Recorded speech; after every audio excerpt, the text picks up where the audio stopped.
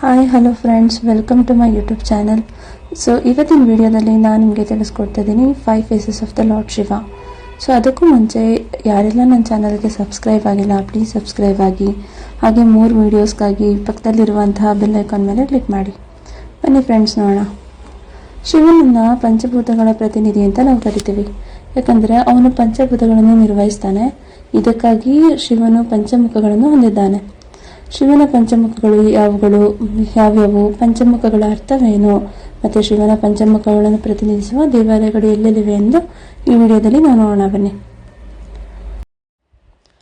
ಪುರಾಣಗಳಿಂದ ಉಲ್ಲೇಖಗಳ ಪ್ರಕಾರ ಶಿವ ಮತ್ತು ಶಕ್ತಿಯ ಸಂಯೋಗದಿಂದ 5 ಭೂತಗಳು ಸೃಷ್ಟಿಯಾದವು ಎಂದು ಹೇಳ್ತಲಾಗುತ್ತೆ ಫ್ರೆಂಡ್ಸ್.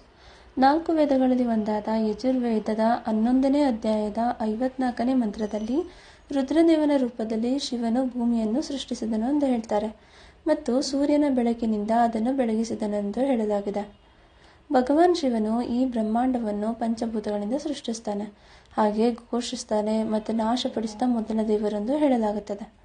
ಸೃಷ್ಟಿ ಕಾರ್ಯವನ್ನು ಬ್ರಹ್ಮನಿಗೆ, ಹಾಗೆ ನಿರ್ವಹಣೆಯ ಕಾರ್ಯವನ್ನು ವಿಷ್ಣುವಿಗೆ ವಹಿಸ್ತಾನೆ ಮತ್ತು ನಾಶ, ಅದೃಶ್ಯ ಮತ್ತು ಅನುಗ್ರಹದ ಕೆಲಸವನ್ನು ತನ್ನಲ್ಲಿಯೇ ಇಟ್ಟುಕೊಳ್ತಾನೆ ಶಿವ. ಶಿವನು ಮೊದಲು ಆಕಾಶದಿಂದ ಗಾಳಿ, ಗಾಳಿಯಿಂದ ಬೆಂಕಿ, ಬೆಂಕಿಯಿಂದ ನೀರು ಮತ್ತು ನೀರಿನಿಂದ ಭೂಮಿಯನ್ನು ಸೃಷ್ಟಿಸಿದ್ದಾನೆ. ಈ 5 ಅಂಶಗಳ ನಂತರ ಭೂಮಿಯಿಂದ ಔಷಧಿ, ಔಷಧಿಯಿಂದ ಆಹಾರ ಮತ್ತು ಆಹಾರದಿಂದ ಪ್ರಾಣಿಗಳು ಸೃಷ್ಟಿಯಾಗ್ತವೆ. ಅವೆಲ್ಲವೂ ನಾಶವಾದಾಗ ಮತ್ತೆ ಆಕಾಶದಲ್ಲಿ ವಿಲೀನವಾಗುತ್ತದೆ. ಪಂಚಮುಖಿ ಶಿವ ಈ 5 ಅಂಶಗಳನ್ನು ಪ್ರತಿನಿಧಿಸುತ್ತಾನೆ. ನಾವು ಪಂಚಮುಖಿ ಶಿವನ ಆ 5 ಮುಖಗಳು ಯಾವುವು ಎಂದು ತಿಳಿಯೋಣ. ಬನ್ನಿ. ಮೊದಲನೆಯದಾಗಿ ಅಘೋರ.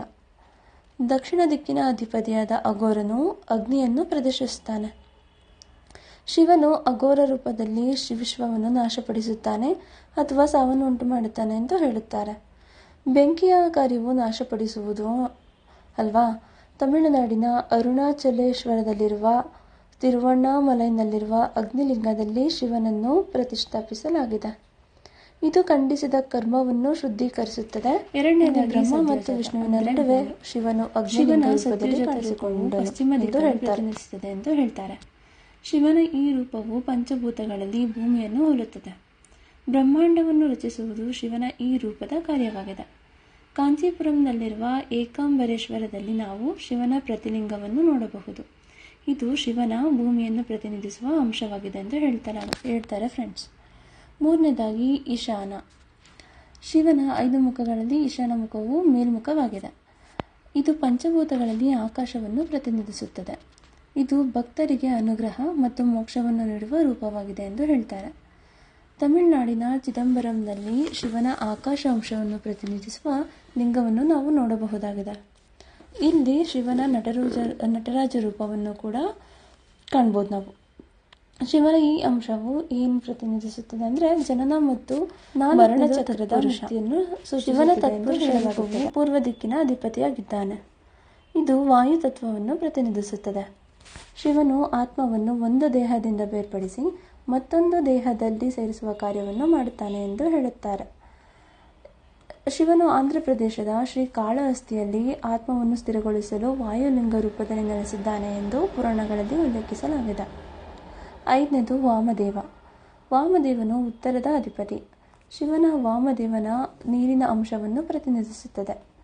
ಇದು ಪರಿಸ್ಥಿತಿಯನ್ನು ನಿರ್ವಹಿಸುವ ಕಾರ್ಯವನ್ನು ಮಾಡುತ್ತದೆ.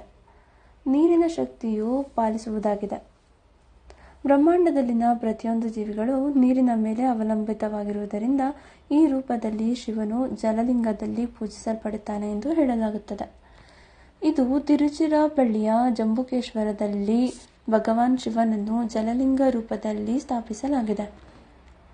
ಇದು ಅಸ್ವಸ್ಥತೆಗಳನ್ನು ದೂರವಾಗಿಸುತ್ತದೆ ಎಂದು ಹೇಳುತ್ತಾರೆ. ಭಕ್ತರ ಆರೋಗ್ಯ ಎಲ್ಲ ಕಾರಣ ನಿವಾರಣೆಗೆ ಶಿವನನ್ನು ಪಂಚಭೂತಗಳ ಪ್ರತಿನಿಧಿ ಎಂದು ಕರೀತಾರೆ.